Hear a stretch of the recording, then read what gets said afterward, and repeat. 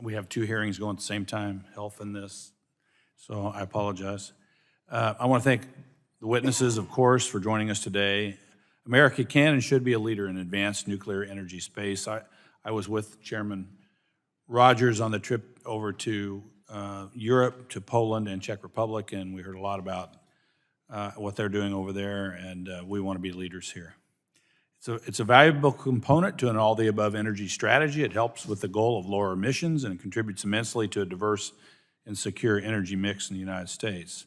I'm interested in boosting the development and deployment of advanced nuclear energy technologies here in the United States, and there are a number of hurdles that companies may face when seeking to license advanced nuclear reactor technologies.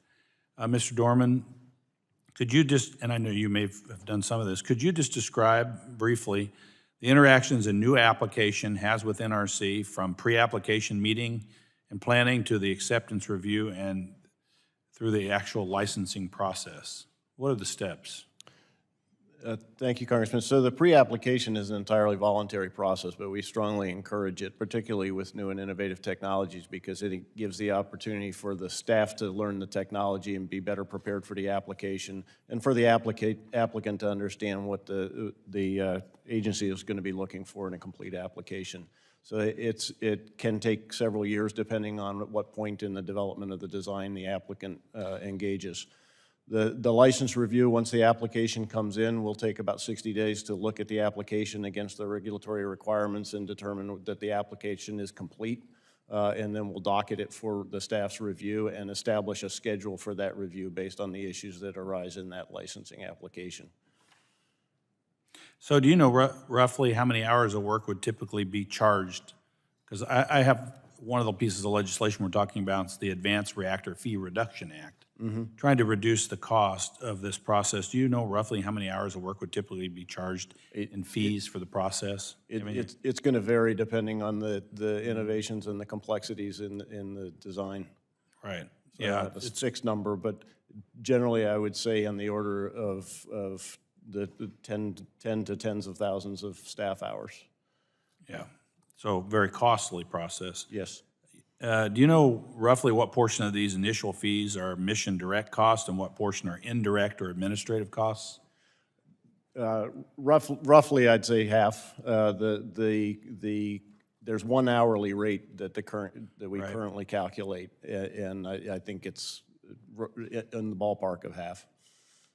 Yeah, $300 an hour, I think. Final hour rate. Right. Something along those lines. Yes, sir. Okay. In your opinion, would eliminating some of the costs for pre-licensing activities encourage more applications and designs from smaller companies? You think that's a rate-limiting step? I think it could. It's kind of out of my wheelhouse. Yeah. I think the predominant cost for the applicant is the development of their design and the research that they need to do to provide the technical basis to support it. But I'm sure that reducing the cost of our review would be appealing. So, and this is for either, I have some time left, so either one of you all. If there were three key things that we could do that would make this process move along more quickly and keep America out front, what would it be? Just broadly. And that can be, regulatory reform. I mean, just in your experience, what are the rate limiting steps? I mean, what's really holding us? I think Dr. Goff touched on it earlier in the context of financing. I think ultimately getting these products to market is a question of the financing. I think regulatory reform is an area that we're focused on. That's our area, and we welcome the committee's thoughts on that.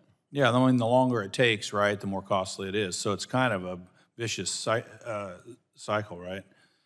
Takes longer to review, continues to be more costly, and we're seeing that now, right, in Georgia and other places. We've seen it in the past. I just want to make it clear, the number one focus is on safety, right, and doing this properly. Do you have a comment? Dr. Goff? Well, I'll agree with that, yes. The number one focus still is on safety. But, yeah, going back to your earlier question, I would agree as well. I mean, one of the key issues is financing. Yeah, because we're going to have these small modular nuclear reactors probably in the next 5 to 10 years, maybe sooner. And every time we deploy one of these things, you know, we basically roll it up in a truck and connect it. We can't have a multi-year long, we have to figure that out, I think, right? That we can't take 10 years when we have a product that everybody knows the product. It's just a matter of, okay, now we're deploying it to here, and we're gonna replace an old coal-fired power plant, literally just plug it in there. We can't take 10 years to do that, right? So we gotta figure that out. I yield back. Good points.